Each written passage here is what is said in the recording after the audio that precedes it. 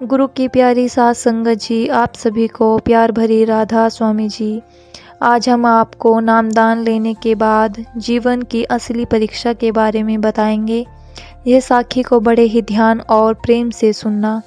जैसे कि आपको पता है कि नामदान लेने के बाद जीवन कठिन लगने लगता है, तो संत महात्मा कहते हैं नामदान मिलना सौभाग्य है, पर उस पर चल पाना सच्ची साधना है।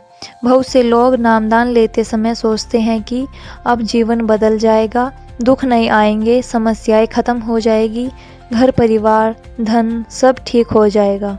पर गुरु हमें नामदान सुख देने के लिए नहीं, हमें बदलने के लिए देते हैं, और बदलाव बिना परीक्षा के लिए नहीं आता। पहली परीक्षा उम्मीद और धैर्य की। नामदान के बाद पहले उम्मीदें बढ़ती है, मन सोचता है अब तो भजन करता हूँ, अब तो गुरु के चरणों में हूँ, अब सब जल्दी ही ठीक हो जाना चाहिए। पर जब जल्द कुछ ठीक नहीं होता और धैर्य की परीक्षा शुरू होती है, मन बार बार पूछता है कब मिलेगा फल, मेहनत तो मैं कर रहा हूँ। यही गुरु चुप रहते हैं, क्योंकि गुरु देख रहे होते हैं क्या शिष्य फल के लिए भजन कर रहा है या प्रेम के लिए। दूसरी परीक्षा मन की चंचलता। नामदान के बाद मन अचानक और ज़्यादा भटकने लगता है। भजन में बैठते ही दुनिया भर के विचार आने लगते हैं। मन कहता है पहले तो ऐसा नहीं था, अब क्यों हो रहा है। यही असली परीक्षा है, क्योंकि अंधेरा तभी दिखता है जब रोशनी आती है। गुरु बताते हैं मन हमेशा ऐसा ही था, बस अब तुम उसे पहचानने लगे हो। तीसरी परीक्षा दुख और परिस्थितियाँ। नामदान के बाद कभी बीमारी, कभी घर में कलह, कभी आर्थिक परेशानी, कभी अपमान, सब कुछ आ सकता है।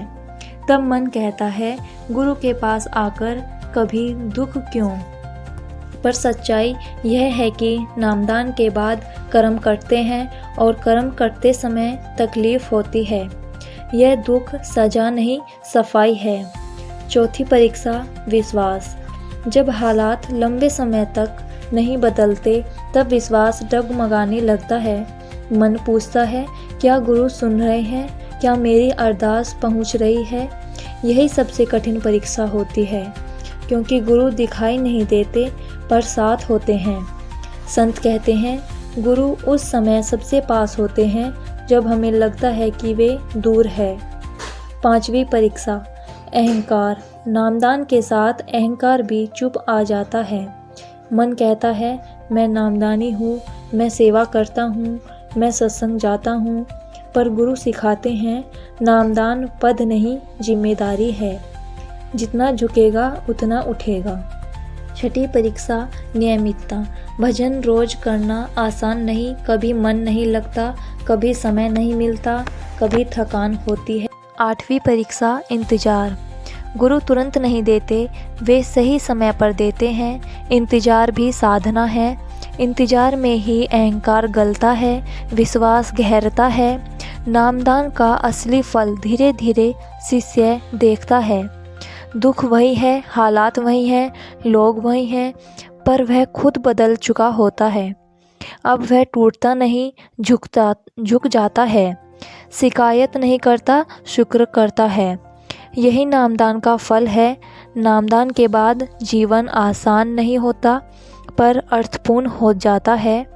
गुरु कभी छोड़ते नहीं। परीक्षा ख़त्म हो जाएगी, पर गुरु की रहमत कभी ख़त्म नहीं होगी।